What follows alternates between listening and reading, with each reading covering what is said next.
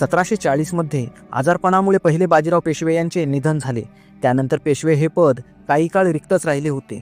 मग आता पुढील पेशवा कोण होणार हा प्रश्न पुन्हा एकदा उभा राहिला होता। या आधीचे बाळाजी विश्वनाथ आणि त्यानंतर बाजीराव पेशवे हे एका घरातील दोन व्यक्ती पेशवा झाले होते। ते त्यांच्या कर्तृत्वामुळे आणि कर्तबगारीमुळे शाहू महाराजांनी निवडले होते। पण आता परिस्थिती खूप बिकट होती, कारण आता पुढील पेशवा कोण हा प्रश्न सर्वांना पडला होता।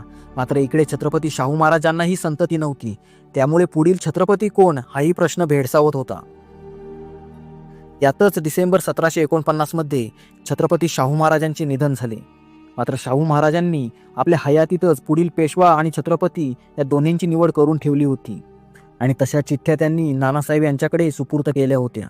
त्यानुसार 1750 रोजी पेशव्यांच्या गादीवरती नानासाहेब हे छत्रपती शाहूंच्या निवडीप्रमाणे वारसा हक्काने बसले व शाहू महाराजांनी लिहून ठेवल्याप्रमाणे ताराराणी यांच्या नातवास रामराजांस छत्रपतींच्या गादीवर बसवणे, मात्र त्यास अनुभव नसल्याने राज्यकारभार पेशव्यांकडे देणे आणि नानासाहेबांनंतर त्यांच्याच वंशजांस पेशवाई देणे अशी शाहू महाराजांनी आज्ञा केली होती।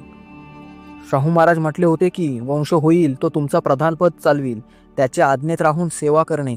म्हणजे छत्रपती शाहू महाराजांनी पेशवाई आणि थोडेसे राहिलेले राजहक्क होते ते भट घराण्याला वंशपरंपरेने कायमचे देऊ केले।